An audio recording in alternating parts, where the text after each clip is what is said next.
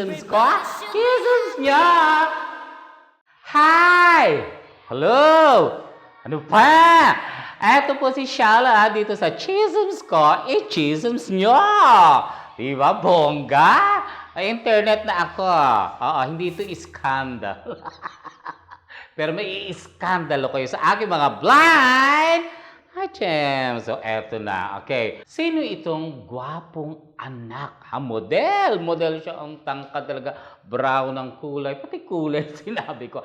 Anak siya ng isang pinakamayamang apelyido sa balat ng lupa. Oh, eto ang chism. Eto kasing lalaking ito, may girlfriend. One time, ang aking mga baklang friend pumunta sa isang hotel somewhere sa basta sa Bisaya. Bumaba yung girl. Model siya. Dahil hindi siya nakilala ng mga utaw dahil hulas yung fest ng girl. At eto na, pababa na si blind item number 1 natin, si model. Dahil naka-boxer short. At habang bumababa,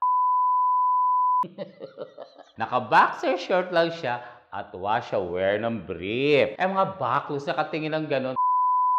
Tensyon ng mga bakla pag nakarinig ng ganon. Bumeso sa kanila dahil kilala sila. Bumukaka! Bumukaka! Tapos yung may nasisilip-silip ang mga baklos. Kaya habang kumakain ang mga baklos sa kaganon, sabay-sabay sila ng ulo. Oh, ayan. Breakfast nangyari yung kaya naka-boxer short si Kuya.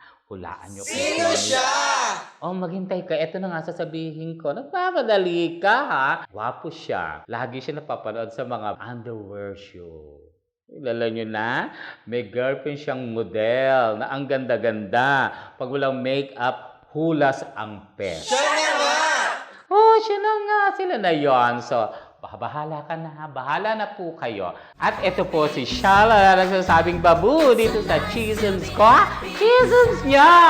Bye-bye!